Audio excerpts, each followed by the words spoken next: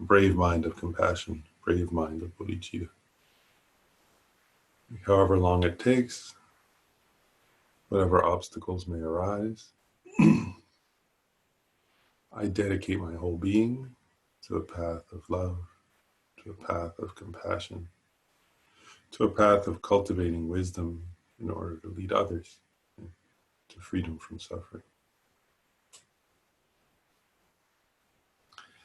And with that motivation, then we can do that first, refuge and bodhicitta. I go for refuge until I'm enlightened, the Buddha, the Dharma, and the Sangha. Through the merits of giving and the other perfections, may I become a Buddha to benefit all sentient beings. I go for refuge until I'm enlightened to the Buddha, the Dharma, and the Sangha. Through the merits of giving and the other perfections, may I become a Buddha to benefit all sentient beings. I go for refuge until I'm enlightened to the Buddha, the Dharma, and the Sangha. Through the merits of giving and the other perfections, may I become a Buddha to benefit all sentient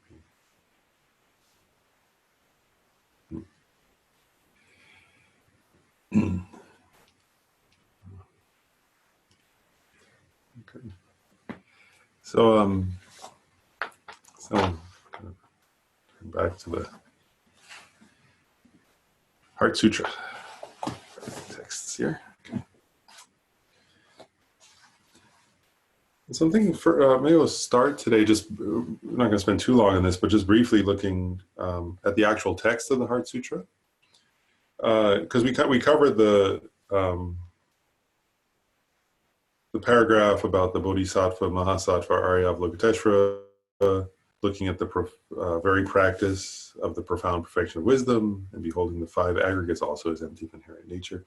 I just wanted to very briefly then discuss the next paragraph down, just because that'll sort of, and then we'll sort of talk about, look at the overview of Avalokiteshvara's answer. But I thought before looking at his answer, we should at least briefly look at the question. Right?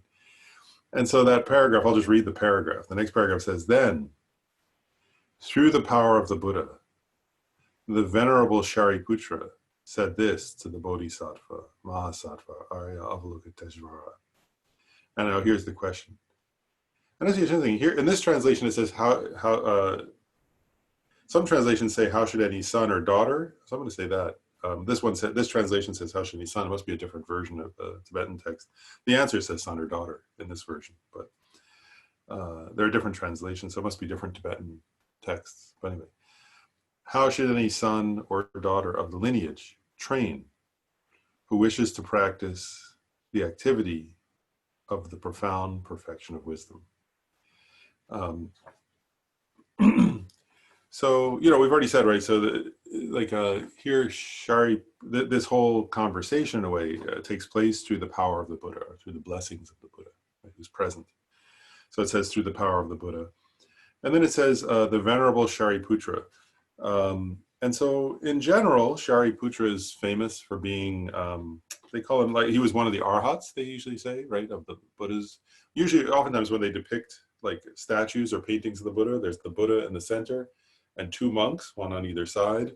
And usually it's Shariputra is on one side and Mahamahagayana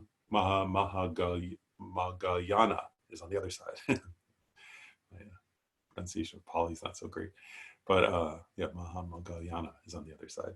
And they usually say that Shariputra was the foremost of the arhats, right? There were two arhats, right? So what's an arhat? It's somebody who's achieved their own liberation from samsara, right? The goal of the individual vehicle, the goal of the vehicle of individual liberation. So he was an arhat, usually that's what they say. And among the Buddha's students, Mahamahagayana was considered the foremost in magical powers, not equal to the Buddha himself, but among the arhats, he was considered to be the arhat who had the most skill or most power or most proficiency at magical powers.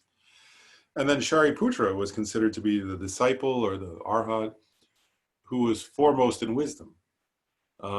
He had so among, not equal to the Buddha's wisdom, but among the arhats, he was considered to be the most wise. And so it's interesting, isn't it, that the wisest of the arhats is the one who asks Avalokiteshvara about the perfection of wisdom. And so, but then I'm going to turn just for a moment to Tendar Larapa's text, which we've been using, because he had some interesting points about that paragraph. And one point he says is he notes that he's referred to here as Venerable Shariputra, and his final interpretation of what he says, what does it mean essentially? Why is he called venerable? And I'll read the actual line. He says, it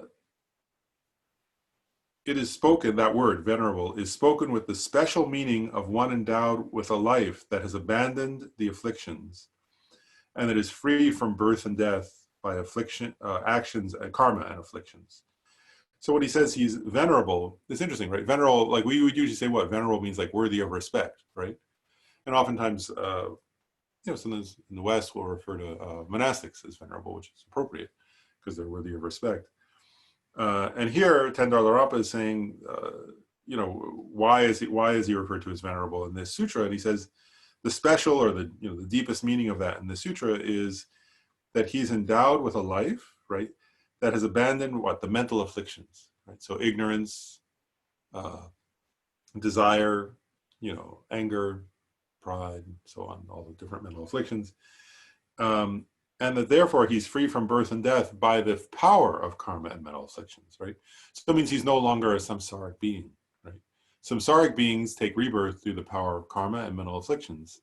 So when Tendar Larapa says that, he's pointing out Shariputra is worthy of respect because he's no longer a samsaric being.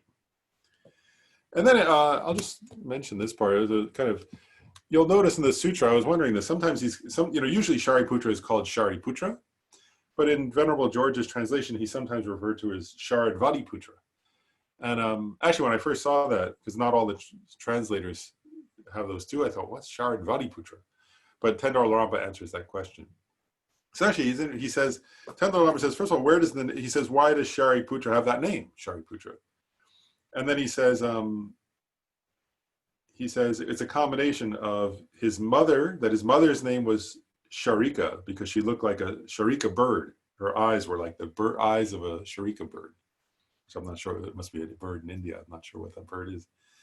And then his father was named Upatishya. Upatishya. And so apparently Shariputra is a combination of his mother's and father's names. So that was like his given name, given by his parents, and they combined their own names to come up with it, apparently. So that's where Shariputra came from, that name.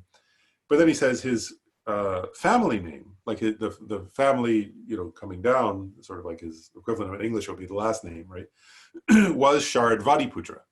So actually, I guess his full name would have been, Shariputra, Sharadvatiputra. But, or his family name was Sharadvatiputra, of the Sharadvatiputras. So anyway, that it's referring, so sometimes he's called Shariputra, which was his given name by his parents that came from their names, and sometimes Sharadvatiputra, which is his family name. And I'll just continue on with Tendar Larapa's explanation here, a couple more points. He says, why does it, in the line here, he says, how should a son or daughter of the lineage, right? And so Tendar Larapa says, what does it mean of the lineage? Sometimes you say that of the family or of the, family or lineage. And what is being pointed out here is that he's talking about the Mahayana lineage, right? Somebody with the lineage of compassion, with the lineage of Bodhichitta. So, and that it's such a person, right? A person who's of the Mahayana tradition, Mahayana lineage, that's the person who would want to practice the Prajnaparamita, right? Because as we said before, the Prajnaparamita practice is under the influence of Bodhicitta. So he's saying, how should a person, right, who is of that Mahayana tendency or lineage, the lineage of compassion, the lineage of Bodhicitta, how should that person practice the profound? And profound means emptiness, right? And then perfection of wisdom, we've discussed already. And one more point I thought was just intriguing was Tendar Larapa says, which I've never seen before, but Tendalarapa says, Shariputra, he calls Shariputra, ordinarily Shariputra is referred to as I said, as an arhat, the foremost of in wisdom of the arhats. But Tendalarapa says Shariputra was an emanation of the Bodhisattva Sarva Nivarana Vikshambini, or Vikshambini. So Sarva Nivarana Vikshambini is a Bodhisattva who is, his name means completely eliminating obscurations. So it's interesting, right, that the Tendalarapa says he thinks Shariputra was an emanation of a Bodhisattva, and so, this particular Bodhisattva. And so some people, I guess, would think of Shariputra as just, this particular arhat. Others apparently view him as an emanation of Bodhisattva.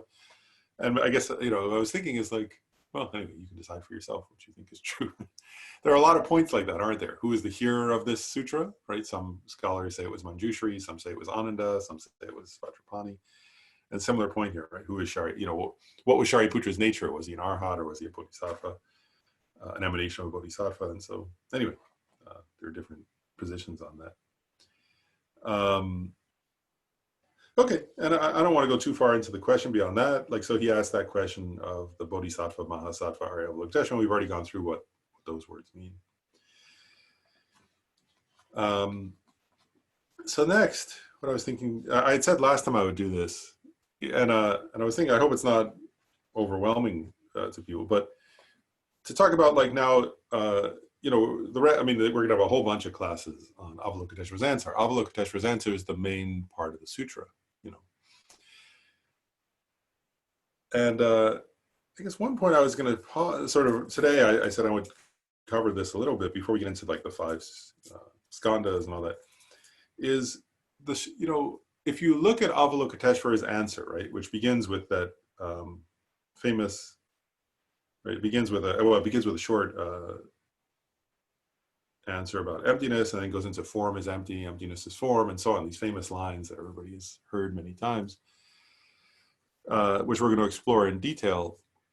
But first I thought to kind of talk about this, like step back for a moment and look at the answer as a whole. And I kind of said I would do this, and I was afraid it'll kind of overwhelm people, but I think we'll just do it and see how it goes. What I want to say is there are different like structural ways or something, yeah, we'll call them those, different structures or different lenses or different ways to look at the answer as a whole.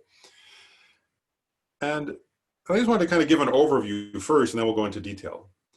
And I'm going to start with one way to view Avalokiteshvara's answer, and it's the way that we're going to emphasize in this class. These classes, not today's class necessarily, but the rest of the classes. And it's going to be our main emphasis, which is, remember like a couple classes ago, I pointed out that there are 2 lineages coming down of explanation of the Prajnaparamita literature. 2 main lineages. One comes from, and they're from they call them the 2 great trailblazers, right? The 2 great door openers of India, Nagarjuna and Asanga. And we say that I pointed out that Arya Nagarjuna, the great, who's considered, right? I mean, I think actually in Tibetan tradition, but also in like the Chan tradition of China and the Zen traditions of Japan, and the traditions of Korea and Vietnam. I mean, Nagarjuna is considered almost like a second Buddha, right? He's greatly respected by all the traditions of Mahayana. He was, and so anyway, his tradition is the Madhyamaka, right? The middle way tradition. And then the second trailblazer is Asanga, right? Who kind of opened the door to the lineage of the vast conduct and to the mind-only school philosophical position. And so I'm saying all that to say, like, one way of looking at Avalokiteshvara's answer is, and which is kind of, and is the one we're going to emphasize the most, in the rest of our classes, is an explanation of the explicit meaning, right? Or a teaching on the explicit meaning of the Prajnaparamita, meaning emptiness, the profound, right? Emptiness itself. And that's clear, isn't it? If you read the sutra and you're familiar somewhat with emptiness, you can see the main subject matter of the sutra is emptiness. So, the first way I wanted to mention of looking at Avalokiteshvara's answer as a whole is in terms of its explicit meaning, which is it's a teaching on emptiness, right? And it's an in detailed teaching on the emptiness of all different kinds of phenomena, right? The 5 aggregates, the sources, the 12 links of dependent origination, the 4 noble truths, and so on, many different categories. But he's basically teaching on the emptiness of different categories of phenomena, right? And explaining how they're empty of inherent nature, or inherent existence. And so as we go through the sutra over the coming weeks, we're going to mostly be looking at that, right? At it as a teaching on emptiness, and kind of looking at the explicit meaning of that. And we're going to do that from a perspective or an angle of Nagarjuna's way of explaining emptiness, which came down in a lineage from Nagarjuna to Aryadeva to Buddhapalada to Chandrakirti, Shantideva, all many great masters, and then through Lama Tsongkhapa and down to today. So, and that's one way of looking at the meaning of the sutra as a whole. Yeah. But I just thought it'd be good to mention today, as we sort of start to enter into that answer, that there are other schema or other angles or other ways of looking at the answer that don't contradict that, or as all Buddhist teachings, all Buddhists would agree that the main subject matter and the main focus is at emptiness, teaching on emptiness. But, right, I was mentioning, so if the lineage of Nagarjuna emphasizes the explicit meaning of the Prajnaparamita, it's often said that the lineage that came down from Maitreya and Asanga, which is oftentimes, taught in various texts by Maitreya and Asanga, the most famous, in Tibetan Buddhism, probably the most studied and most important of which is the Ornament for Clear Realizations, the Abhisamaya Alamkara. Anyway, that lineage talks about the implicit or hidden meaning of the Prajnaparamita. And so what's the implicit or hidden meaning of the Prajnaparamita? In brief, I'll say this, we'll kind of go through it a little bit. In brief, while they would agree that tradition, that the main explicit teaching is on emptiness, one point that Maitreya's Abhisamaya Alamkara and various other texts like that emphasize or focus on is that the Prajnaparamita literature, even as it is teaching emptiness, is implicitly teaching the stages and practices and sort of levels of experience that bodhisattvas and other practitioners go through as they progress towards enlightenment. Does that make sense? So like as you come to understand emptiness better, you progress through various, we sometimes call them stages, but they're not external stages. In Tibetan Buddhism, not just in Tibetan, in Buddhism, we often talk about the path, right? And we talk about the stages of the path or levels of the path. But of course, the path in Buddhism is mind, right? And so it's like levels of inner experience or levels of inner realization. And that part of this implicit meaning is what is implying or saying is that bodhisattvas, that you go through them in a certain order, actually. And that as you progress in your understanding of both bodhicitta and emptiness, especially, and meditation on emptiness, that your capacity to have certain kinds of experiences gradually increases and refines and improves. And that those experiences happen in a certain kind of sequence. And so that's part of the implicit or hidden meaning of the Prajnaparamita. And you can look at the Heart Sutra as teaching those stages in various ways as well. And so, I'll just keep going with that for a moment. So again, the main subject matter is going to be emptiness, and that's what we're going to focus on for the most part in these classes. What is the meaning of emptiness, and what is the meaning of the lines that Avalokiteshvara says as they apply to the view of emptiness? But since I mentioned it last time, I thought maybe I should just say a little more about this implicit meaning today. And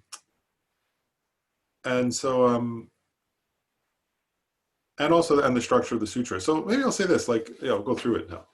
So there are different Buddhist masters who have said different points about the structure of the text. And so, today seems like the day to do that. So one that Tendar Larampa teaches in his commentary, but it actually comes from teachings by Indian masters Atisha, who many of you have heard of, and Vimalamitra. They've taught this also in their texts. So one way they sort of systematize these teachings is that the explicit meaning is emptiness, but the implicit meaning teaches something I mentioned last time, which is the 5 paths. That bodhisattvas progress through 5 paths, they call them, 5 paths. And those, when they talk about the structure of the sutra, they say the sutra first teaches the 5 paths implicitly in a way that is intended to be accessible to ordinary disciples, or sometimes they call them disciples of less sharp or duller faculties. That would be us, I think. That would be me anyway. Actually, I aspire to become a disciple of dull faculties, I think, in the sense that it's used here. And then actually, according to that way of viewing it, the main body of the answer is a description of emptiness, but implicitly a description of the 5 paths, suitable for the minds and dispositions of faculties of disciples, disciples, let's call it, of dull faculties or ordinary faculties. And then there's the mantra, Taya ta om gate gate paragate para samgate bodhi soha, famous mantra in here. And they say that is the entire presentation of the subject matter of the sutra, but is aimed at disciples of sharp faculties. So in other words, somebody who has extremely sharp faculties, if they hear that mantra, they'll understand the explicit meaning, emptiness, and also the implicit meaning of the 5 paths. So you can see how you'd have to be a very sharp faculty person, right? If you just heard Taya ta om gate gate paragate para samgate bodhi soha, and you immediately had the meaning arise in your mind of emptiness and of the 5 paths to enlightenment, that'd be quite remarkable, wouldn't it? And actually, I'll just say a little bit about the mantra because it teaches the same thing though as these other, right? So gate means gone or go, right? So you could say gate means either, different translators and different scholars, I guess, gloss it different ways, but it can either mean so that the om is often the beginning of mantras and symbolizes the body, speech, and mind of a Buddha, because it has 3 parts, aum, ma. And then gate can be translated as either go or gone. So it could be, gate would be like, I'll say go. Then paragate could be like go well. Parasamgate would be go totally beyond. Then bodhi is enlightenment, and then soha, right? So gate, paragate, parasamgate, bodhi, 5 paths, right, are there. That'd be the implicit meaning of the mantra. Right, bodhi being the path, the level of full enlightenment, right? But the others being, and gate are the paths of accumulation and preparation, which are still an ordinary being. Paragate would be the path of seeing, which is now you become an Arya, somebody who's seen emptiness directly. Parasamgate would be the path of meditation, right? And then bodhi would be the path of no more learning, the path of a Buddha. So you can see how even the mantra itself, right? And then gate, go, right? Means, go, in one sense you could say go beyond the level of conventional truth, even to understanding the level of ultimate truth. Right? Go to emptiness, go to the wisdom understanding emptiness, go to the prajnaparamita wisdom itself. So you can see how that, and then but now we'll go back to since we're more like, so now if you go back to the body of the sutra, which teaches the same thing, but for disciples of less sharp faculties, like ourselves maybe. And so I'll just go through the structure from that perspective. Avalokiteshvara begins his answer. It says here, he said that, right, referring back to Shariputra. He said that, meaning asked the question, and the Bodhisattva Mahasattva Arya Avalokiteshvara said this to the venerable Sharadvatiputra. And now, if you look at it from this structural perspective for a moment, does that make sense? I'm going to continue with the structural analysis of the text for a minute. So Avalokiteshvara first gives what they call a brief summary. That's where he says, Shariputra, any son of the daughter so any son of the lineage or daughter of the lineage who wishes to practice the activity of the profound perfection of wisdom should look upon it like this, correctly and repeatedly beholding those five aggregates also as empty of inherent nature. So that's the paragraph we're going to really focus on today. So I'm not going to focus on it quite yet because we're still doing the structural analysis. But that's considered to be a summary statement about emptiness. And then the next paragraph that says form is empty, emptiness is form, emptiness is not other than form, form also is not other than emptiness. In the same way, feeling, discrimination, compositional factors, and consciousness are empty. That paragraph, again, it obviously is a teaching on emptiness, but it's said to also implicitly explain the meaning of the paths of accumulation and the path of preparation. The next paragraph is said to be a teaching on the path of seeing, right? Or to implicitly teach the path of seeing, the one that says, Shariputra, likewise, all phenomena are emptiness, without characteristics, unproduced, unceased, stainless, not without stain, not deficient, and not fulfilled. That's said to teach the path of seeing. Then the next long paragraph, which I won't read it all because it's long, we're going to cover it in detail later, is said to teach the path of meditation, right? The fourth of the five paths. So that begins with Shariputra, therefore in emptiness, there is no form, no feeling, no discrimination. That's teaching the path of meditation, which is the path after the path of seeing. For a bodhisattva who's on the bhumis at that point, the levels, the bodhisattva grounds, there are 10 of those. And those lines describe, so the experiences, the inner practices, of a bodhisattva who has already seen emptiness, has gone past the path of seeing, and is on the path of meditation, and is using that direct realization of emptiness to progress through different levels of the bodhisattva experience towards Buddhahood. Then there's one line, since I'm covering the whole structure, I'll just mention it. There's this line then on the top of the next page, at least in my printing, but it's in the sutra, a line that says, Shariputra, therefore, because there is no attainment, bodhisattvas rely on and dwell in the perfection of wisdom. That is said to describe the experience of the end. It's called the Vajra-like or the diamond-like, the Vajra Samadhi, the final experience of a bodhisattva on the 10th bhumi, right before they become a Buddha. Right, so where they realize there isn't, there's no, even attainment itself is empty, right? That even Buddhahood itself is empty of inherent nature. Anyway, it's the final samadhi or the final concentration of a bodhisattva just before becoming a Buddha.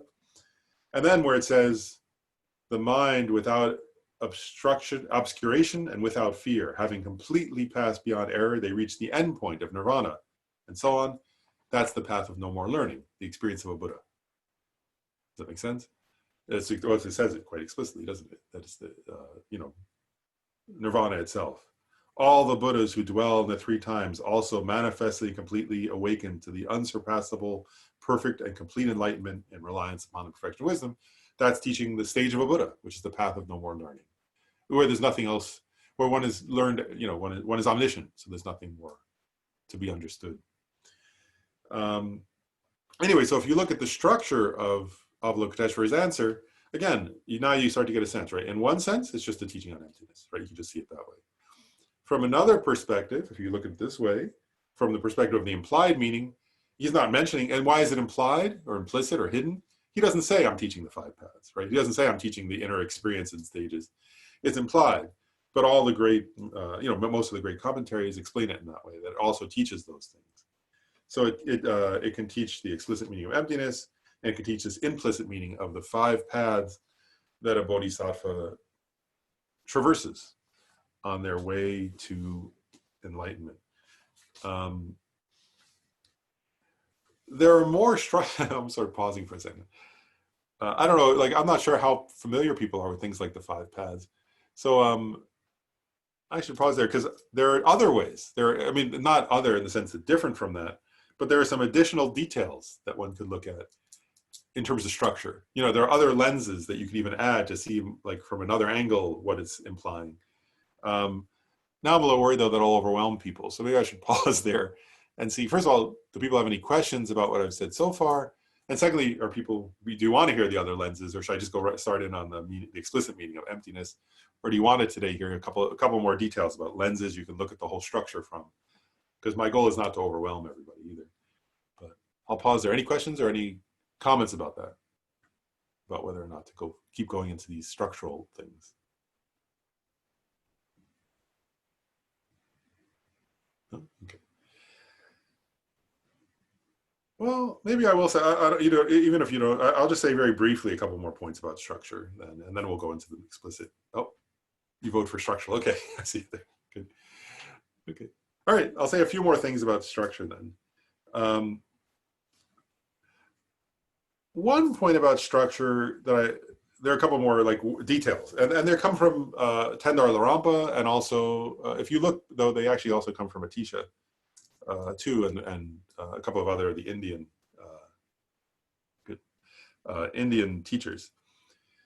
So another one is, we often talk in Tibetan Buddhism about three kinds, because it's about wisdom, right? The perfection of wisdom, prajnaparamita. And sometimes in Tibetan Buddhism, we speak, oftentimes you'll hear lamas speak about this. There's discussion of the wisdom of listening or hearing or study, right? That's one. There are three wisdoms: the wisdom of study or listening. It's interesting, we usually would say study, right? But in the actual tradition, they usually say listening, right? Because traditionally it's that you would, you would listen to your teacher, right? You would listen to the lama teach. But anyway, the wisdom of study. Then there's the wisdom of contemplation and the wisdom of meditation. So another way of looking at the structure of the sutra, and it's connected to the five paths, is that it's also teaching Avalokiteshvara's answer is also teaching the wisdoms of listening, contemplating, and meditating. And so I'll describe that then. And I'm going to just explain that in terms of the five paths.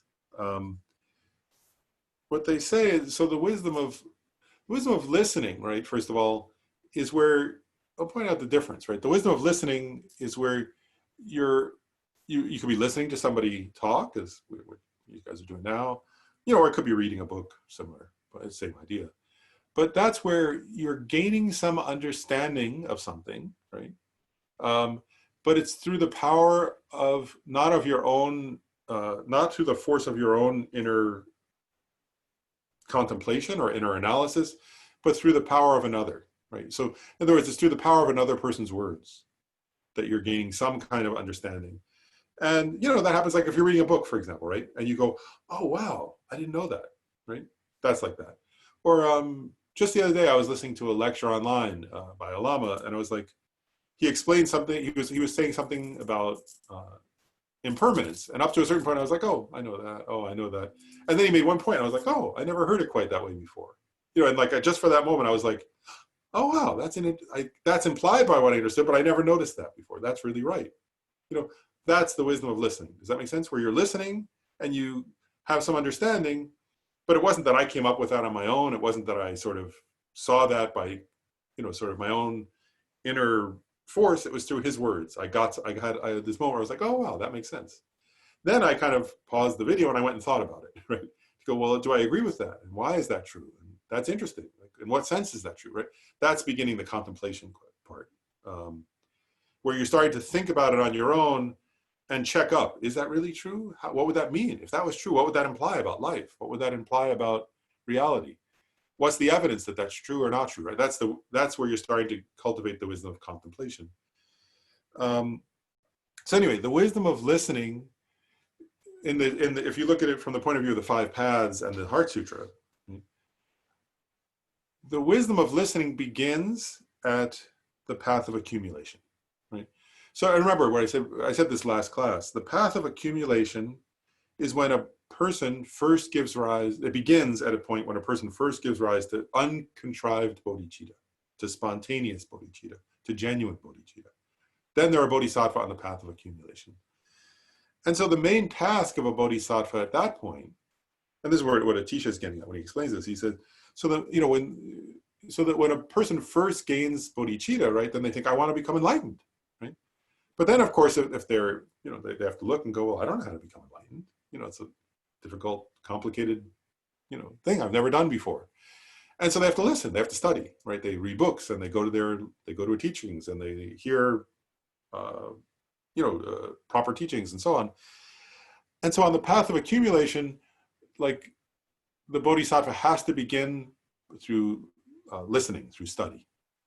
So that's the main activity. And then that person on the path of accumulation has to then, once they've studied a bit, start doing the wisdom of contemplation, where they then think about what they've studied, right? And they analyze it and they think, and part of the point about the wisdom of contemplation I want to emphasize, because this is what we can, we all have access to these two. Does that make sense? You can study, right? Nobody can stop you, from studying. And then also you can contemplate. And contemplate means that you think about what you've studied, right? That if you've studied some subject, that you go off on your own essentially, right? And you can do that sitting in meditation, or you can do it taking a walk. But you think deeply about it and you start to, first of all, you relate it to your own experience, right? So you think, does that fit my experience or not? Does that fit my own direct perceptions or not? If I look at what I see in myself and in other people and in the world, does my direct experience confirm or contradict the teachings? And then also you then use logic, right? You use analysis, you use reasoning to analyze. Because remember, like I'm going off on a little deep in this, but I think it's okay. In Tibetan Buddhism, there are different categories of phenomena. There are, overt phenomena that can be seen through direct perception. But then there are slightly hidden, they call it, slightly hidden phenomena that can only be known through logic and analysis. Right? You can't know certain things by seeing them with your eyes. You have to figure it out logically. And so we have to use logic and analysis. And the goal of the wisdom of contemplation is actually to come to what they really, from a Buddhist perspective, would be to come to a pramana, they call it. It means a valid cognition, like a valid perception, where not through somebody else's words at that point. I mean, you could be contemplating their words, but now you're contemplating in terms of logic and in terms of your own experience, and you come to a, and so like a valid cognition or a valid perception means incontrovertible, right? Something that you realize through your own inner process that nobody can take away from you, that you know directly, or not directly, you know it, validly. You know it in a way that's not direct, but it's, I'm trying to say it the right way. You know it in a way that's totally clear and definitive, because you've analyzed it completely. Does that make sense? And you've removed all your own doubts about that phenomena. So an example would be if somebody says, I'm going to just give one example here, like that's not emptiness, something simpler. One common Buddhist teaching is all compounded phenomena are impermanent. And, you could say, well, that makes sense. Or you could say, yeah, that makes sense, right? But that's not a valid cognition yet, right? Valid cognition would be you would analyze, well, is it possible for something to arise due to causes and conditions and be permanent, right? And if you check your own doubts, right, like if you really analyze it, right, if you saw like a brand new structure made of iron, right, it's compounded, it's made of parts, but at first you would feel like, well, that looks permanent, it's like very solid, look at it there, right? And so you'd have to analyze again and again and remove your doubts. Does that make sense? Is it possible that something made of iron is permanent? And then if you start to analyze, of course not, right? First of all, iron can rust, but secondly, the whole planet will someday melt, right? They say the sun will expand and the planet will, so how can it be permanent, right? It won't, that iron structure won't be there when the planet is destroyed and so on, right? But anyway, my point is, so you analyze, is it possible that something could, and eventually if you come to your own inner conviction where no matter what anybody else says, if something came about due to causes and conditions, it has to be impermanent. Its very nature is impermanence. And if you realize that for yourself, then you've accomplished the wisdom of contemplation on that point. Okay, so my point is that one paragraph that starts with the path of accumulation. So it's mainly on the path of accumulation, the main focus are these two wisdoms, the wisdom of listening and the wisdom of contemplating. Now, bodhisattvas continue to study and listen, And they continue to contemplate all the way up along the path until they're, until they're enlightened.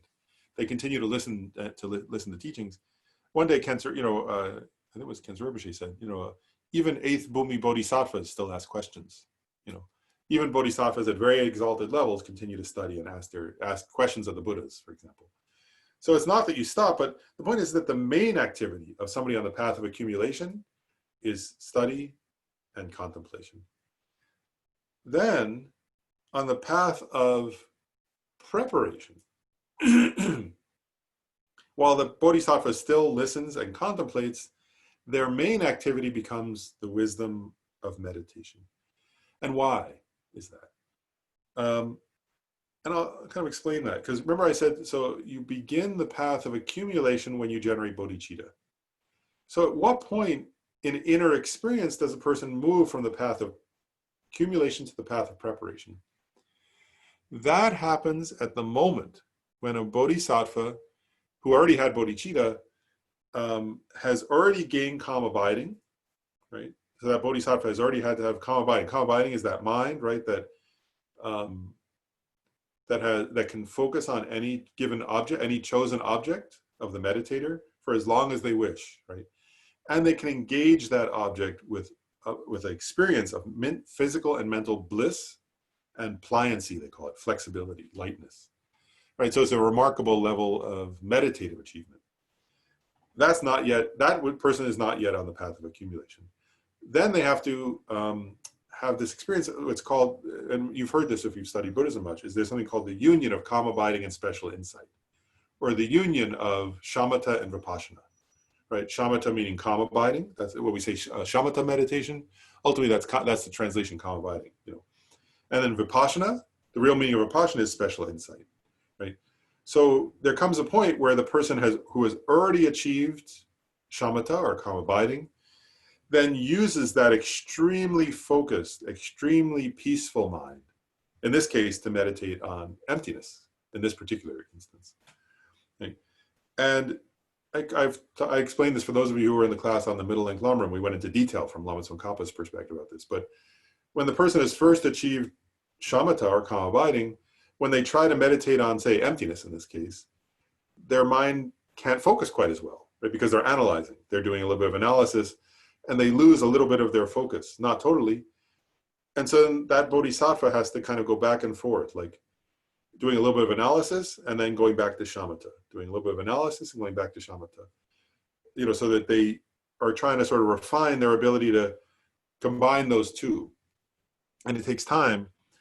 But they say eventually there comes a point for that practitioner when because remember I just said, up to a certain point, the analysis pulls them out of their calmness, pulls them out of the depth and penetrating nature of their concentration. But as they become more and more familiar, eventually that bodhisattva reaches a point where analysis itself induces concentration. Analysis itself induces a meditative bliss and a meditative flexibility and lightness. And they gain a kind of a special insight into emptiness, where that insight has the power of that bliss and of that concentration and of that pliancy and of an extreme mental clarity. And so they gain a new kind of experience of emptiness at that point. That's a union of the mind of calm abiding and special insight into emptiness, particularly in this case. And when the bodhisattva gets that experience of the union of calm abiding and special insight, they've entered the path of preparation. So at that point, they have a power to meditate on emptiness that's quite unique, compared to before. And so at that point, meditation, the power, that's when, actually the real wisdom of meditation doesn't begin. Before that we meditate, we practice meditation. But the real wisdom of meditation begins at that point. And at that point, that's the Bodhisattva's main practice, is the wisdom of meditation. So that's taught in the sutra from the point where you're talking about the path of preparation on. And then, again, through the path of seeing and the path of the additional paths, right? The path of seeing, the path of meditation. Again, the Bodhisattva still does the wisdom of listening, still does the wisdom of contemplating, but their main practice from that point forward is the wisdom of meditation. Does that make sense? Because that's how they progress. The main practice means that's how they that's what transforms them.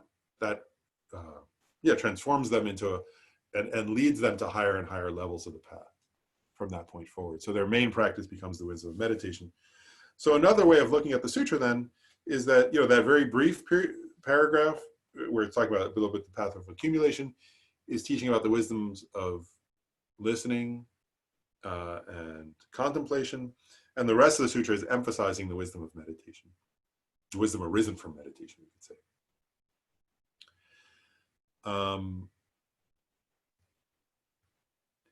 And then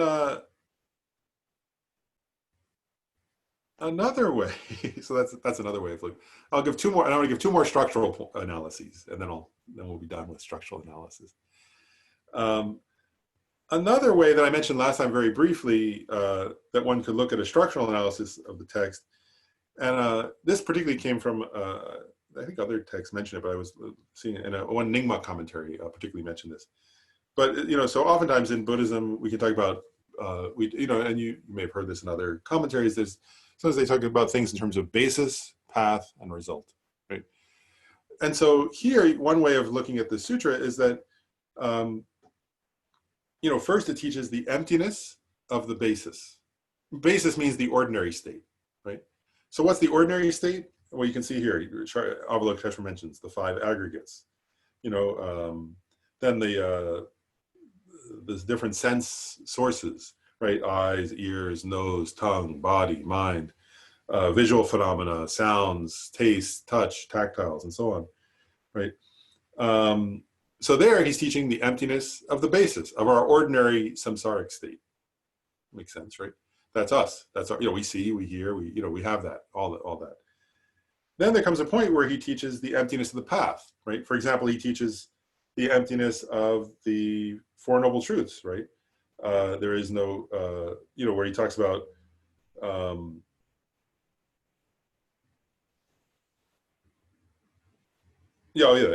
no suffering, no origination, no cessation, no path, no exalted wisdom, no attainment, also no non-attainment. Also, he talks about the emptiness of the 12 links of dependent origination. So, but anyway, so where he teaches the emptiness of the Four Noble Truths, and where he says there is no exalted wisdom, no attainment, no non-attainment, he's teaching the emptiness of the path, right? And then when he gets to the point of all the Buddhas dwell in the perfection of wisdom, he's teaching emptiness in the context of the resultant state, which is enlightenment itself. So that's another way of looking at the sutras, right? He's teaching the emptiness of the basis, which is our ordinary state, the emptiness of the path to enlightenment itself, and the emptiness of the resultant state.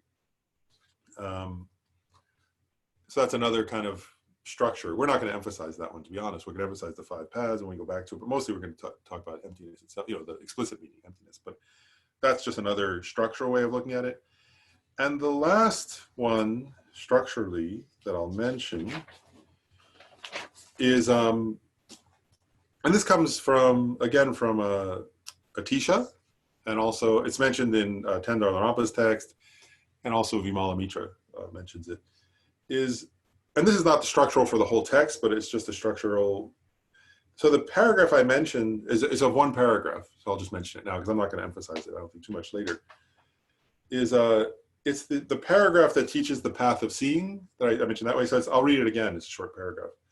It says, Shariputra, likewise, all phenomena are emptiness, without characteristic, unproduced, unceased, stainless, not without stain, not deficient, not fulfilled, right? That paragraph. So you could ask, well, what are those, why does he mention, there are eight words he picks, right? Empty, or 8 phrases, 8 empty, without, uncharacterized, you could say, or without characteristic, unproduced, unceased, stainless, not without stain, and not deficient, not fulfilled. So there are 8 aspects mentioned there. And you could ask, well, why? Why is that? Why are there 8 aspects when teaching emptiness in the context of the path of seeing? And so the way they explain that is in terms of the 3 doors to liberation. So I'm giving it seems like now I'm giving an overview of like key points in Buddhist philosophy or something. Are people familiar with the 3 doors to liberation already? it's so in one sense, in a way, like, because there are doors through which you can enter into the understanding of emptiness. So the path of seeing is where the Bodhisattva sees emptiness directly. So you could say these are doorways to that experience of liberation or of enlightenment, or of emptiness, actually, freedom from suffering, the beginning of to become free from suffering. And so the three doors to liberation are often taught, and they call it, usually the translation in English is emptiness, signlessness, and wishlessness. Emptiness, signlessness, and wishlessness. And so the first door to liberation, emptiness, right? They're all emptinesses, by the way, but we're going to get into what they have different words because there's a purpose behind that. There's a way of understanding it that's useful. So emptiness here refers to the emptiness of phenomena that are currently existing. And so in the sutra, and actually there were two different ways that that this is, different translations had slightly different ways of enumerating it, but I'm going to do the one that makes the most sense to me, and that was in the translation by Donald Lopez of the text by Atisha. So I'm going to follow his translation of Atisha. So he says, emptiness and without characteristics is a teaching on emptiness. And that means the emptiness of currently existent phenomena. So, so the emptiness of yourself, right? The emptiness of a chair, the emptiness of a table, and so on, that you're looking at would be that. And so one is emptiness would be that it's, and actually I'll pull up the, oops, let me pick up Lopez's book here. So page 75.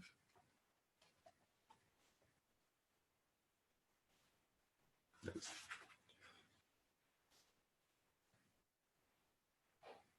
So, and here's how Atisha says it. The emptiness of intrinsic entity of phenomena is the door of liberation of emptiness. Emptiness and without defining characteristics explain that phenomena lack any specific entity and general entity, respectively. And so what that's getting at is, so first of all, he's saying here, right, empty of intrinsic entity, right, or inherent existence. That's a synonym, right? So that we perceive, and we're going to get into this a lot in the explicit meaning, but we ordinarily perceive and grasp at things as having their own individual entity or their own self-nature, their own intrinsic nature. And what he's saying here is, emptiness means they don't have that, right? And then in terms of without characteristics, right? And actually, I was thinking about this last night a little bit, because, like, we grasp at things, like, in other words, well, here he's getting at general characteristics and specific characteristics, right? And so, and it's odd, isn't it? We grasp at things and we sort of, you can actually, maybe I will go into that. I was pausing whether to say it or not, but I think I will. Like, the view of Buddhism, right, is that through grasping at things as having this, inherent nature, we create all kinds of suffering, right? That's the root cause of suffering. Right? And so I just want to say, like, in one way you could say, well, this is the contemplation now, right? If you just hear the words, you would just say, okay, well, things are empty and they're without characteristics. Right? But if you start to think about what that means, right? So you grasp, like, let's say a person, right? So if you grasp at yourself as a person and other as a person, right? That are inherent, that each of which have, self implies other, right? And then you grasp at those as having some kind of inherent nature, right? That's the general characteristic, person, right? And then this characteristics is, then you start to grasp at specific characteristics. And I was thinking about that in the current context of the world, right? That we grasp at things, for example, in terms of race, in terms of gender, right? And then based on that grasping, as if those categories are real, right? We grasp at them as if as if a person is, as if that's not just a construct created by my mind, but actually exists in some real way, right? And so actually, it's because of that ignorance, right? First of all, without that ignorance, there couldn't be racism, could there? I was thinking about that. I was like, wow, that's quite, I mean, it's obvious in one sense, but quite profound. It's like Buddhism is saying it's by grasping at, in the present, right? This is the present context. By grasping in the present at things that having an intrinsic nature, a general characteristic, like in this case, a person, and then specific characteristics, male, female, black, white, Asian, whatever, all different race and so on, that then we give rise to all kinds of mental elaborations, right? All kinds of, and then those give rise to all kinds of mental afflictions, right? And what are the mental afflictions? Pride, grasping, desire, hatred, anger, right? And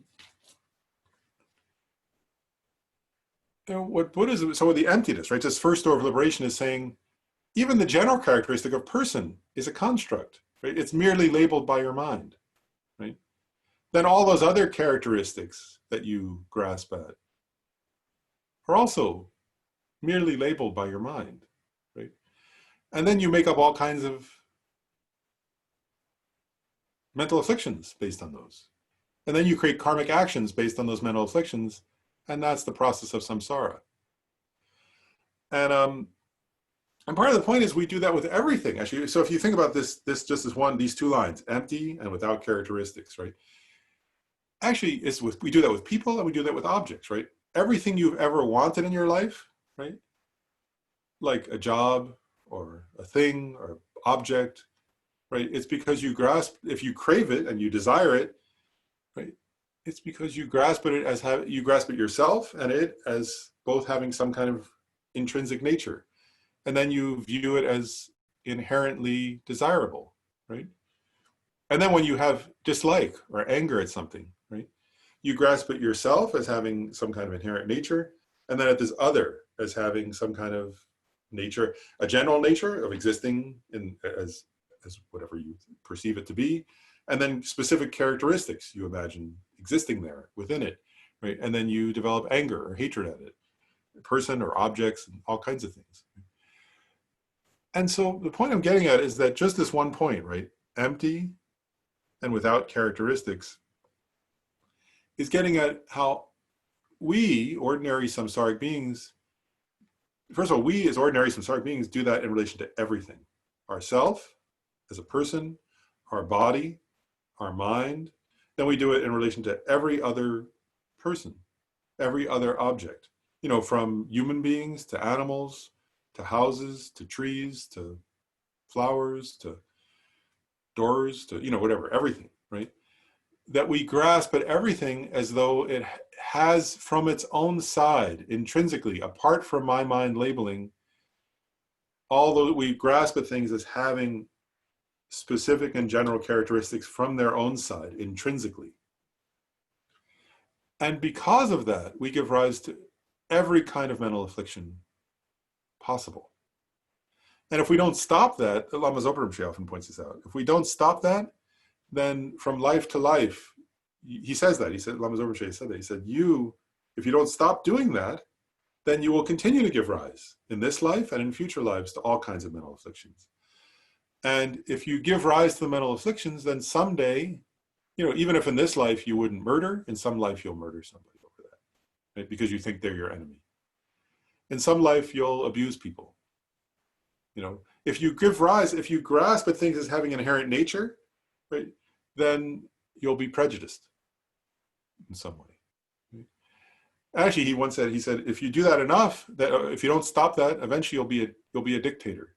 You'll be a evil, you'll be a sociopath. You'll be a, dictator, or like somebody who causes like genocides and things like that, right? The point being, you'll give rise to every kind of delusion and mental affliction because if you perceive things that way, right? I'm intrinsically me, other is intrinsically other, then, what's there, you say it right? Like, your mind will just keep giving rise to all these different, giving rise to these different ideas of what are the specific characteristics of the other, because you believe in intrinsic nature, in a general characteristic, it's an other being, right, or other object, then you'll give rise to the view that it has also specific characteristics. It's good, it's bad, it's evil, it's great. I want this, I don't want that. You know, this is desirable, this is undesirable. That person's good, that person's terrible, right? This group of people are wonderful, that group of people are terrible. And so just that one line, right? I mean, those 2 words, right? What are they?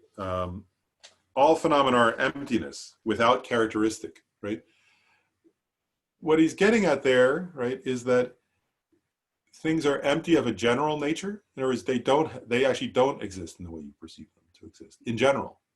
And whatever characteristics you perceive in them don't exist there from their own side.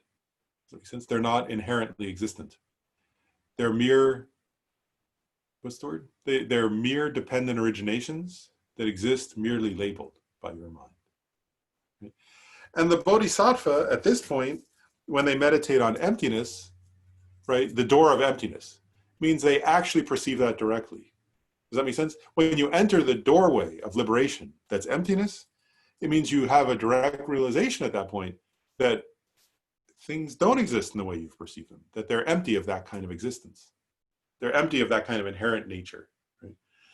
And then from that point forward, when the Bodhisattva comes out of their meditative equipoise on emptiness, they don't believe those projections anymore, right? They, you know, for that Bodhisattva, they appear like as illusion-like. So anyway, that's an important point. And then the rest, so then the next then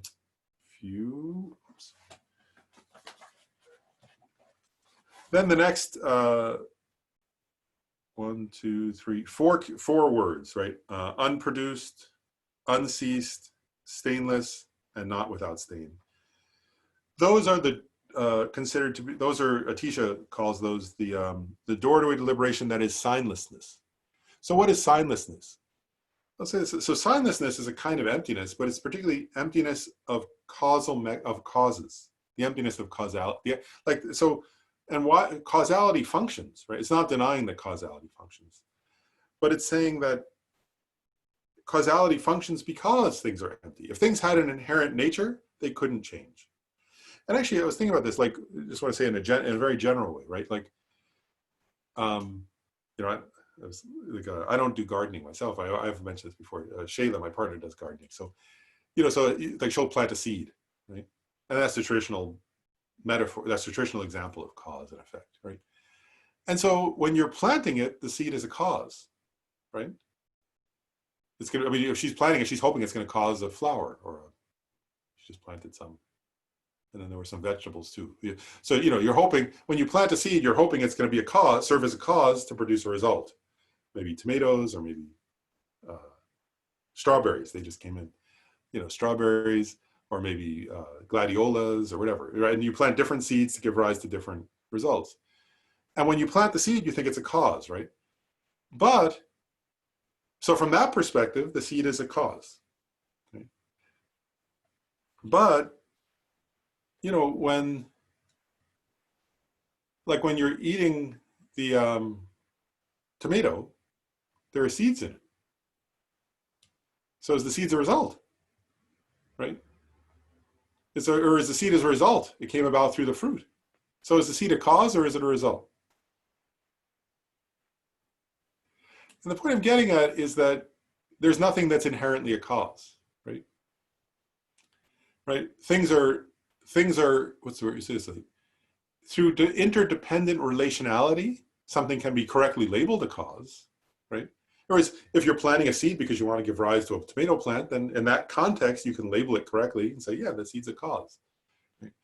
But the seed is not a cause from its own side, because the seed's also a result, for example, right? In a different context. And so and also you could only posit something as a cause in relation to a result, right? Like, in other words, that's why that's an easy proof that it's labeled, right? It can only exist as labeled, right? Because if I plant a gladiola seed and no gladiola ever grows, then it didn't serve as a cause, right? So I can only posit that seed of a gladiola, or I guess it's not a seed, it's a bulb or whatever. But you can only posit that bulb as a cause for the gladiola if a gladiola actually blooms. Otherwise, it didn't serve as a cause, right?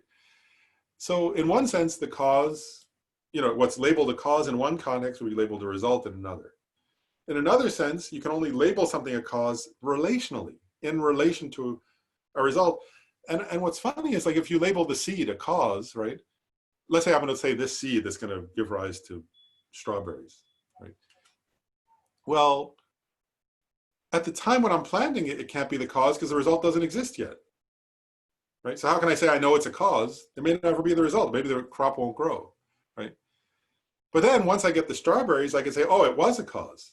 But now when I'm labeling it a cause, it doesn't exist anymore, right? So how could it have been a cause intrinsically from its own side when by the time I can correctly label it a cause, it doesn't exist? You can't even find the seed, right? The seed is gone. Now there's a result in, there are these other things. So nothing is a cause inherently, right? It's empty of being a cause from its own side. It's only posited a cause as a cause by the mind. Does that make sense?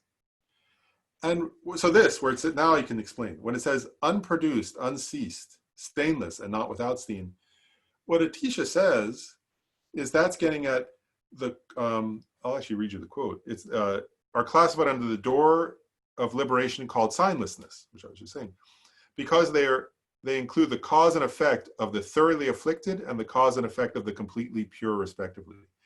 So what it's getting at is that both impure phenomena of samsara are like that, and even the pure phenomena of a Buddha, for example, the causal mechanisms to become enlightened, right? We cultivate bodhicitta, right? And we cultivate wisdom in order to become a Buddha, right? Those are the seeds of that. Those are the causes of that. But again, they function just like the seed functions to give rise. There's causality functions, but it functions because it's not inherently existent. And in a similar way, what's pointing out here, the reason why he mentions 4 different ones, unproduced, unceased, stainless, and not without stain, is what he's getting at is both, what Avalokiteshvara is getting at is that the impure phenomena of samsara arise due to causes and conditions, and the pure phenomena of nirvana, of enlightenment, also arise due to causes. And all those causes are empty. Does that make sense? And it's a very interesting point, I think, that we have to understand this, we're going to understand this correctly, is that now you start to see how empty doesn't mean, there's a famous point that Nagarjuna makes where he says, it's because of emptiness that all things are possible. There is without emptiness, because if a seed were inherently a seed, if a seed were inherently a cause, right, then it couldn't transform into the result, right? It couldn't change. And whereas a seed can function as a cause because it's not a cause from its own side, right? Whereas a seed, in one moment you label it a result of the previous plant. At another moment you can just label it a seed, but you can't really say it's a cause because the result hasn't happened, right? Once the result happens, you can look back and say, oh, it was a cause, right? But that's all mental ascription. That's all merely labeled by the mind. None of those things, it has none of those characteristics intrinsically from its own side. And that's the door of liberation of signlessness, that causes are empty. And then wishlessness is the last. And that's where the last 2 that says, not deficient and not fulfilled. So that's saying, that's wishlessness. And what is wishlessness? Wishlessness is the emptiness, the emptiness of results. Right? And so what it's saying here is that, and Atisha, I think it is, says, let's see. Regarding wishlessness, there are 2 effects that are wished for. The wish to be separated from faults and the wish to be endowed with good qualities. Freedom from these 2 indicates not deficient and not fulfilled is wishlessness. And so what he's getting at there is that, actually it's an interesting point. What he's getting at in one way is this, is as long as up to a certain point, we grasp at the resultant state that we want, right, as inherently existent. But actually, one thing is true, I'll just point this out, is if enlightenment were inherently existent, it existed intrinsically, then you couldn't become it, right? You couldn't achieve it, right? In other words, because it would exist inherently over there, and you'd exist inherently over here. But if resultant states arise due to causes and conditions, then they don't exist in their own right? They exist dependently. They exist through, what's the word? Yeah, through dependent ascription, through dependent label, and through dependent causal factors.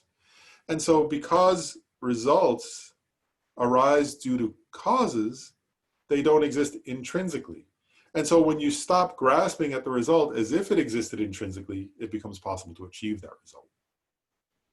Anyway, so those are the three doors to liberation, which are, and again, you get it, they're all emptinesses in one sense, but emptiness is the emptiness of currently existent phenomena, signlessness is the emptiness of causes, and wishlessness is the emptiness of results. And what Atisha is pointing out here is that on the path of seeing, a bodhisattva realizes that directly, realizes the three doors to liberation directly. So anyway, that I think is enough on the structural. Like, so those are different, like you get the point now. Those are like different structural lenses for looking at the meaning of the Heart Sutra. Different ways of looking at, like, how is this text structured and how can I relate to it? Any questions before I go on?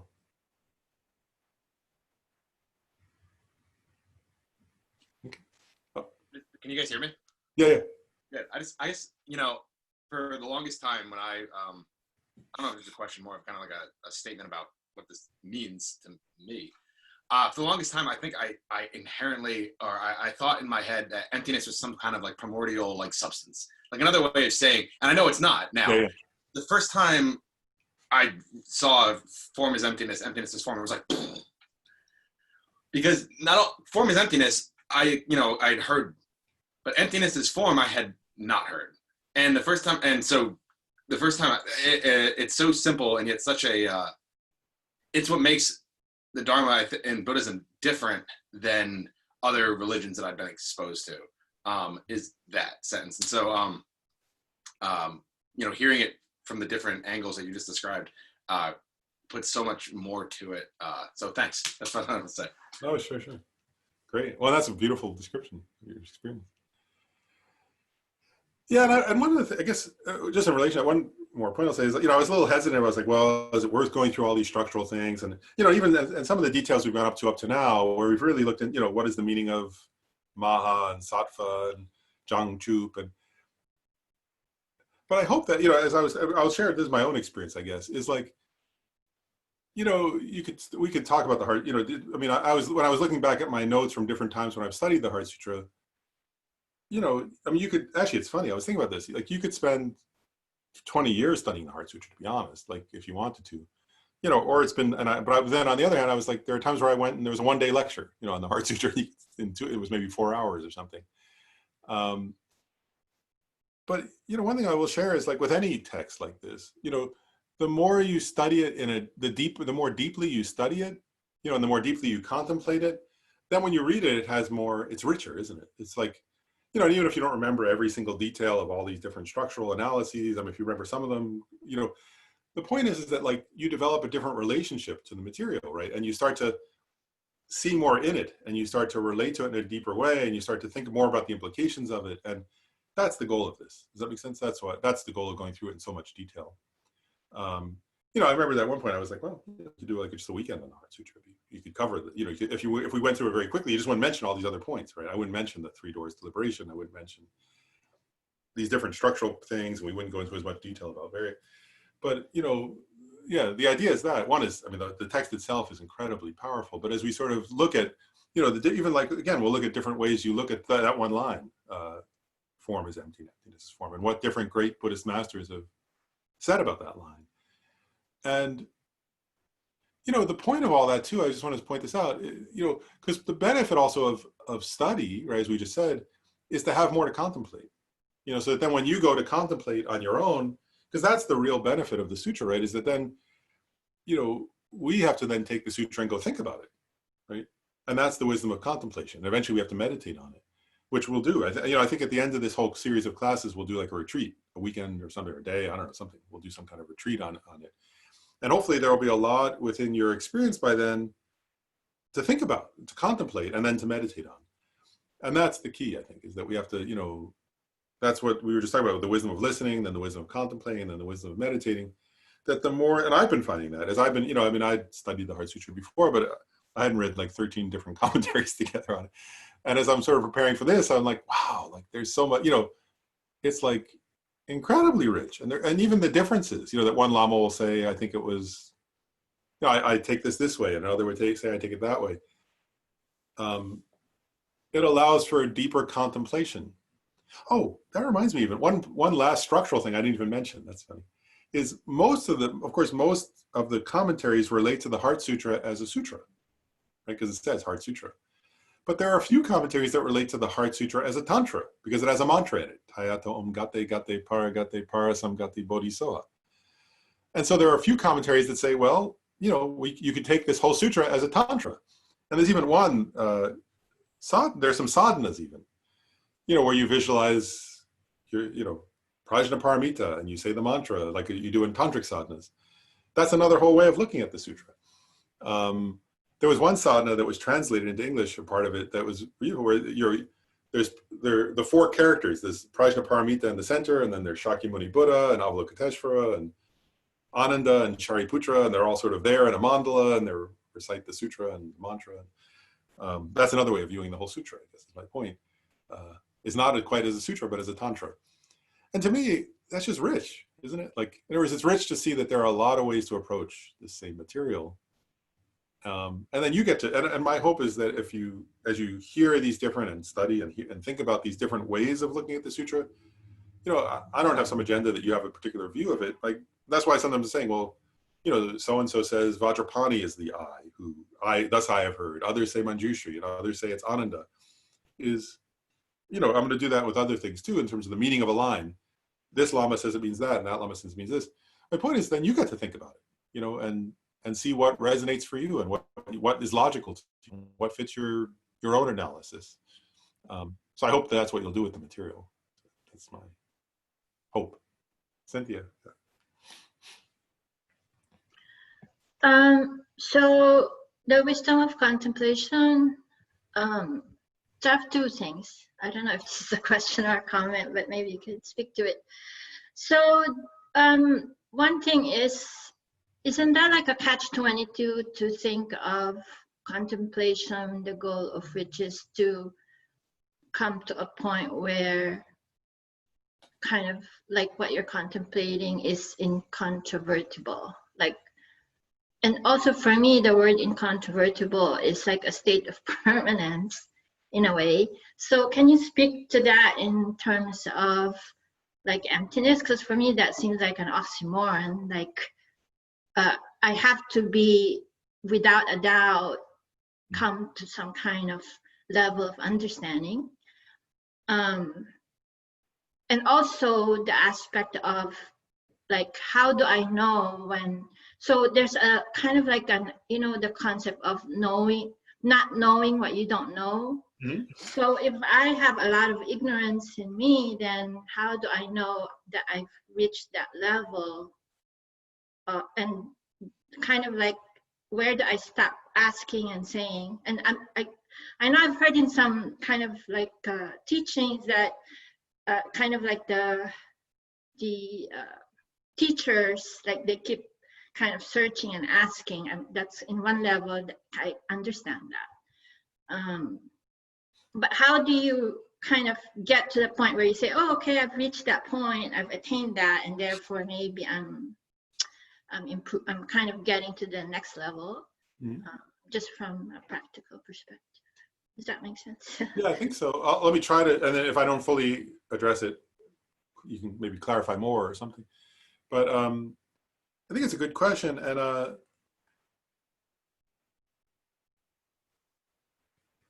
you know, that point, I guess, that I mentioned about like kind of coming to a valid cognition or something. You know, that comes from Buddhist. That comes from the Buddhist teachings on pramana, on sort of mind and knowing, how the mind knows things, which is actually in English sometimes we translate that as epistemology, like how we know what we know, something like that. You know, and there's a whole field of Buddhist psychology that teaches about that. It's a really wonderful set of teachings. And I'll go into a little detail because I think what you're raising is really a good point. And even just yesterday I was reading, in preparation for this, I was reading, I'm not going to read, this is not main commentary I'm reading, but Lama Tsongkhapa in his commentary on the Abhisamaya Alamkara, he actually makes a point. He says there's a point in the Abhisamaya Alamkara where Maitreya explains the purpose of his text. He says, I'm teaching this, Maitreya says, I'm teaching the Abhisamaya Alamkara, the order for clear realizations, for this reason. And Lama Tsongkhapa says, why does he say that? He raises this question, and he says it's to cause a doubt in the mind of the listener about, that tends towards a curiosity of learning. Like, maybe I don't know something, maybe I could learn, it's a doubt like that. And he says at that point, Maitreya is just trying to cause doubt, actually, cause the person to think, maybe there's something I don't know that I need to know, which is the knowing what you don't know in a way, and getting curious to learn. And in the teachings on how to, how we know, what they actually say, which I think is interesting, is that they actually describe the psychological process that we all should go through on any given topic. And what they say is that, I'm going to imagine that you start with, let's say I start off with the wrong view, wrong understanding of something. And at first, I just, and actually, something to think of this lately, most of the time in the world, right, like we people, I don't mean others, but including myself, we people, actually that's part of the problem. I sometimes lately was thinking about this and sort of sad about it, that we all kind of have we have a wrong understanding and we don't doubt it. Like, and I was like, wow, that's mostly the state of the entire human race, is like, we have incredibly wrong understandings, all of us, and we never doubt them at all. And sometimes sometimes you can see yourself in that, and you talk to somebody else and you realize, like, wow, like, we live our whole lives, like, and even if somebody were to say to us, you're wrong, we would say, shut up. We might insult them, like, we might call them names or something. And it's like, wow, that's how we often live as human beings, which is the opposite of wisdom, right? And so anyway, in Buddhism, there's a funny thing, which is they actually describe this. They say, so there are wrong views. And they say, what they don't say, which is I just added, is like, wow, that's most of that's most of humanity's experience every moment. But then they say, then there's an experience that happens. This is Buddhist psychology. They say, then there's an experience that happens where you start to have a doubt, but it's a doubt leaning in the wrong direction. So you think, wow, maybe I'm wrong. Nah, that can't be like that. You gotta have some thought like that. But they say that's the beginning, where it's like you have a wrong view, but and then it occurs to you that you could be wrong, but you think, oh, I'm probably right, And actually, then they say, then there's neutral doubt, where you have a doubt and you think, well, I really don't know. And what they say, that's huge progress at that point. Like where you have a doubt, but you think, well, I've always thought this was true, but I'm not really sure, and I really don't know,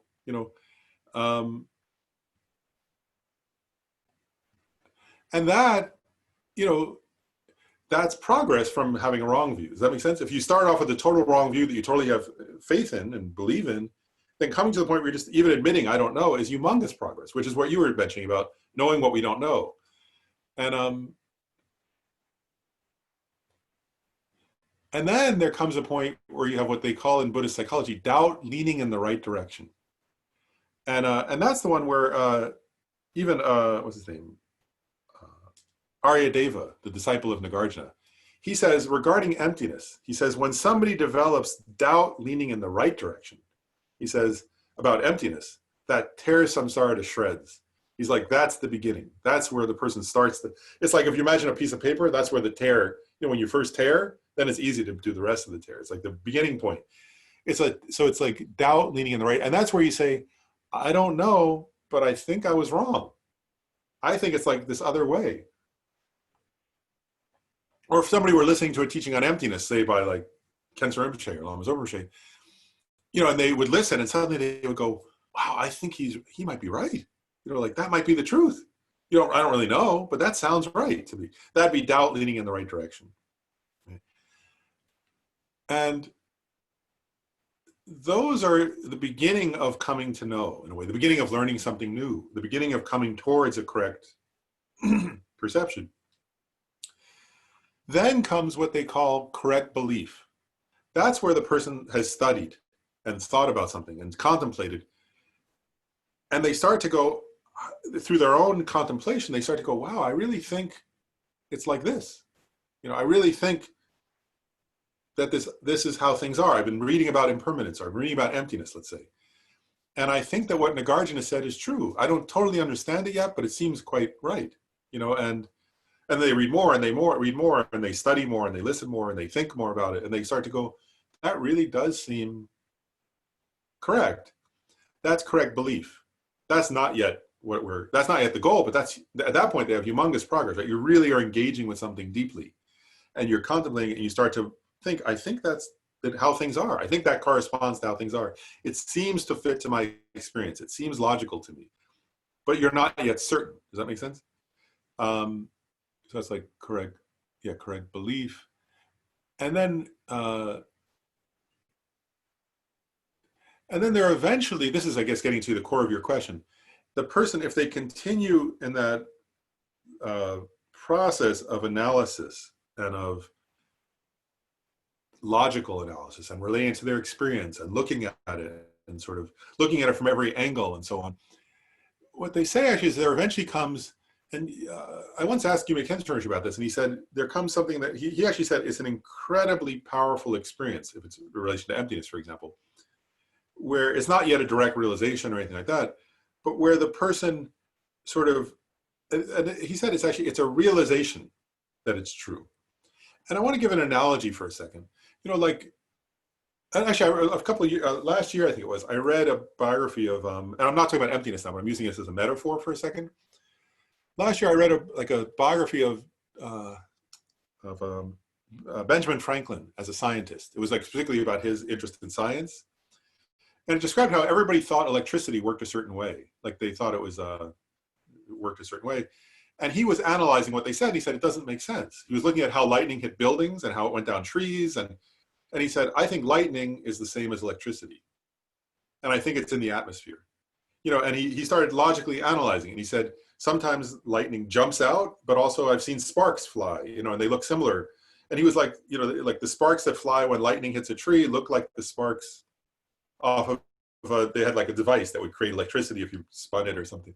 And he said the sparks look similar, and you know it lights things up, and it goes through the certain kinds of substances in a certain way, and electricity also does that. You know that they had the preliminary devices, but he wasn't sure. He wondered, you know, and he kept wondering. He had doubt, and then he had a belief, and then he got enough belief that he decided he would go out and float a balloon or whatever it was, a kite rather, with a key on it, right? That story where he checked, you know, and he went with his son and they put the kite up in the air, and then lightning struck the kite, right? And flowed down the thing and went into the device he had. And at that moment he saw that it was electricity. Like he knew, oh, and he was like, I was right.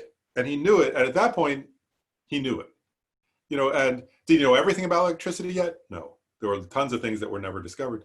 But at that point, he knew that his theory, he did an experiment and he proved that his own theory was correct to himself. Does that make sense? He came to know it. And then he convinced other people, and gradually the whole world became convinced of it. And my point is, it's that kind of moment of knowing, that moment where he had a theory, he had thought about it, he had done other things to experiment. But then there came a point where he sort of came up with an experiment where he's like, if this works, then it's definitely true. He did the experiment, it proved it. And my point is like, that moment of knowing that he had is like this. It'd be a moment where you know something. It doesn't mean you know everything yet, but you know that truth definitively. And even if like a lot, he did actually, he went to France and there were people saying to him, that's not true, I don't believe you're right. And he would say to them, do the experiment. You know, you'll see for yourself. Like, whereas he knew it and nobody, whatever anybody else, that's the incontrovertible. So incontrovertible doesn't mean like permanent in the sense of a permanent phenomena. It means like him, like in that moment where even if other people said, well, the common wisdom is this, and that doesn't really make sense, he would say, do the experiment for yourself. You'll see with your own eyes. You'll see with your own experience it's true. Because I've seen it, so I know it's true, and you'll see too. So it's not permanent in the sense of like a permanent phenomena, but it's like once you know something for certain, you can't unknow it. You know, or like Yeah, so it'd be like that in a way. Does that make sense, or is there more to the question? That's clear. Okay, good. Yeah, any other questions? Go ahead, Alex. Last question. Yeah. You talked about the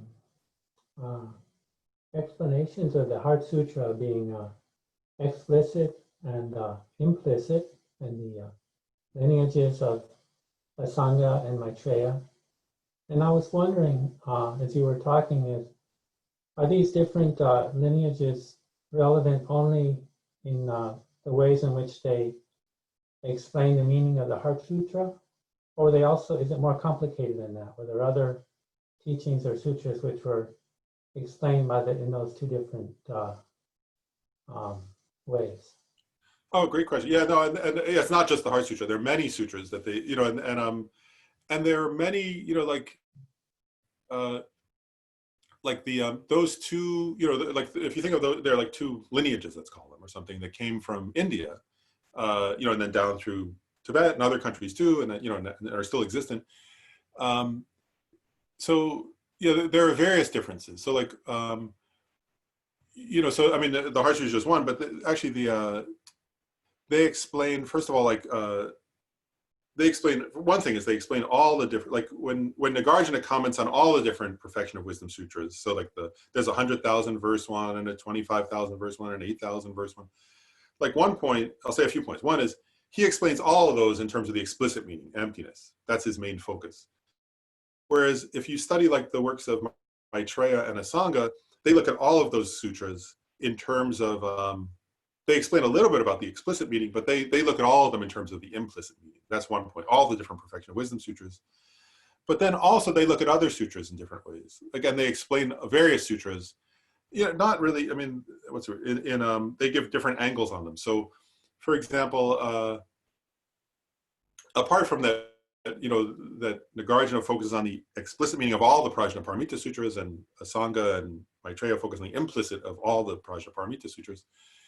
They also one point is that Nagarjuna's lineage mainly, focuses on the middle way philosophical view of emptiness, whereas Asanga's, a few of his texts teach, they say, Tibetans, at least, some Tibetans at least say that, most Tibetans say that some of Asanga's texts do teach middle way view, but mostly Asanga is known for teaching the mind-only school, philosophical view. So another difference is that, in general, the lineage that comes down through Asanga teaches a philosophical position that's most of the time is kind of from a perspective of the mind-only school of philosophy, and he's considered to have kind of founded that lineage of mind-only philosophy in India that came down to other countries. And then another difference is that while Nagarjuna has some texts that teach Buddha nature, so Buddha nature is taught in the middle way school, there's a big emphasis on Buddha nature in Asanga's lineage. He really emphasizes the teachings on Buddha nature. I would say more than he emphasizes. They both teach them, but he emphasizes that more than Nagarjuna does. And then one last point is that there are also other sutras. So it's not only the Perfection of Wisdom various sutras, but like the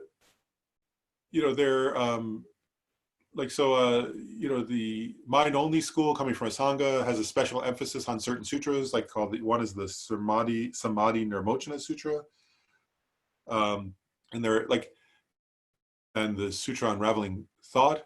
Whereas like the Madhyamaka thinkers there's a sutra called the Questions to Akshayamati Sutra. They emphasize that. I guess my point is that those sutras that I'm mentioning now, like the Perfection of Wisdom sutras emphasize emptiness, right? And one tradition emphasizes the explicit meaning and the other the implicit. But there's another which is like, in a way, each tradition, the Madhyamaka, I'm going to call it now like the Madhyamaka tradition, which came down from Nagarjuna, and I'll call it the mind-only tradition for now, that came down from Asanga. In a way, they each have their own way of looking at all the sutras and saying which sutras are definitive and which are, were taught by the Buddha and are very meaningful, but are not the definitive meaning of what the Buddha meant. They're kind of interpretable and a meaning that requires further interpretation. And what's interesting is that like the sutra, like if you think about it, it's logical, isn't it? That like the sutras that the Madhyamaka middle way philosophers would say are definitive, a mind-only philosopher would most likely say is a beautiful sutra that needs further interpretation. And then the sutras that a mind-only philosopher would say are definitive, a middle way philosopher would say that's a beautiful sutra, very deeply meaningful, but it requires further interpretation. So they would disagree on that. And there are sutras, and one thing the Dalai Lama points out is he says, each of them can go back to sutras and say, well, the Buddha said this is what's definitive and this is what requires interpretation. So each of those two traditions has their own sutras in a way that they look to show, to illustrate that the Buddha agreed with them. And so the Dalai Lama points out, he says, so since they both have a sutra from the Buddha, or sutras from the Buddha that support their position, you can't rely on scripture to give your final decision of who's correct. So you have to rely on logic. You have to rely on logical analysis in the end, because they each have their own sutras that they rely on. So in a way, on the one hand, they agree. I guess I want to emphasize this too. Those two traditions, in terms of bodhicitta, they agree. Bodhicitta is you have to cultivate bodhicitta. They agree on love. They agree on compassion. They agree on the stages that you go through, the 5 stages and the bhumis, but they differ in their philosophical details. And so, in terms of the details of their philosophical view, especially on the meaning of emptiness. And so, yeah, they each have their own scriptures and their own kind of way of interpreting scripture. And they're fun. It's fascinating to study the differences. And actually, one last comment I'll make personally is I really think that, again, you could sort of say, well, why are these two different philosophical views? But my own experience of studying those two is, like, I can remember this one time, like, most, like in the Gelugpa tradition, for example, and all the Tibetan traditions generally do this, but the Gelugpa especially is very strong in sort of saying, Madhyamaka is the final view of the Buddha. The middle way school of Nagarjuna is the final view. And then one day I was reading a mind-only school philosophical book, and I thought, well, I don't understand how this is different from the Madhyamaka. There was a particular part of it where I was like, I don't see any difference here. And then I realized, like, that was the doubt. With Cynthia was that was like, I must not understand what like I was like, that's great, because if I can't see the difference, it means I don't understand the difference. So I better, that this is a good sign that I have a doubt now that there's something I'm not really understanding yet. I have to study it more. And so I guess my own experience is if you study those two different philosophical views, they have a different view in some sense of the details of philosophy that's really useful, because if you can actually look carefully at what are the differences between those, then you can kind of go, oh, wow, like that's the difference. And then you can see the usefulness that, it's not like, let's say if I say, oh, well, I like the Madhyamaka school's view best or something. But if you start to study them deeply, one is you realize it's hard to understand the Madhyamaka view if you can't understand the mind-only school. But another is the mind-only school's view may be more useful at a given point in your practice. You may say, well, philosophically, I think the middle way school is best, but the mind-only school may actually be more useful at a certain point for practice. Does that make sense? So they're both very useful schools and both very useful traditions. And really to fully understand the Buddha's teachings in the Mahayana context, they say ideally you need both. Or it's good to rely on both traditions. But does that answer your question? Yeah, I'm thinking as you're talking that at the beginning there's a lot of agreement, but as you go along there are subtle points, there are difficult points which are like subtle nuances which are it goes on and it's quite Yeah, and again, like, for somebody who's at a given point, there are points I think for any given person where the subtle differences may not be that useful to look at. It's easier to just sort of, focus on the commonalities and do that. But then, if you start to get into a particular issue, then it can become useful to look at those. So it depends also where any of us are at a given. There are times where, if I'm focusing on, for example, I don't know, doing good karma and not doing bad karma, then those philosophical differences really aren't very, very relevant. Whereas if you're meditating on emptiness, they become relevant more. So it depends what your focus is at any given moment. I had been curious about that for some time because I think those teachers are presented in the context of the visualization of the merit field and so forth. So I was kind of wondering about that for a while. Yeah, and you can see, like, if you look in the merit field, oftentimes, like Nagarjuna, like you'll see on one side is Maitreya, Sangha, Vasubandhu, and so on coming down. And the other is like Manjushri, Nagarjuna, Aryadeva, and they come down. And the idea is that our current teachers embody both lineage, sort of received both lineages and can teach both lineages. And that's the idea, I think, is that, that though they're both considered very precious. And and one, I guess, another way of saying it, they sometimes say also that, Nagarjuna's lineage, the middle way school, emphasizes the profound view of emptiness, but that the lineage coming from a Sangha really emphasizes, they call it the vast conduct of the Bodhisattvas. And that if you want to understand the details of the vast deeds of Bodhisattvas, the vast compassionate activities of Bodhisattvas, that it's very useful to study the teachings that come from Maitreya and a Sangha, because they go into more detail on those points sometimes. Thank you. Yeah, one last question, and then, Lynn. You have to unmute. Oh, hold on, let's see, I can do it, there. Okay, There you you can hear me now. Good.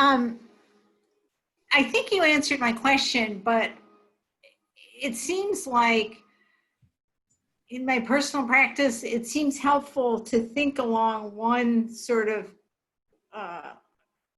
category or one line that you've described, one structural way of looking at it. And then sometimes it feels like it's better or it's more productive to do another line. But it feels like sort of like I'm mixing and matching. So I was interested, you said that it's perfect, it's okay to do that. Yeah. In terms of where you are and as you're moving along, hopefully. Yeah, and that's why, again, like I was a little hesitant. I was like, oh, does it make sense to cover all these different structural, sort of things? But then I thought, well, one is we said it would be an in-depth study. So I was like, okay, it's in-depth. But the other is, like you said, I really do think that there are different times where different, for any given person, like, there come a point where it's like really useful to think about the 5 paths. And then there are other times where that's just a distraction from what you need to focus on at that time.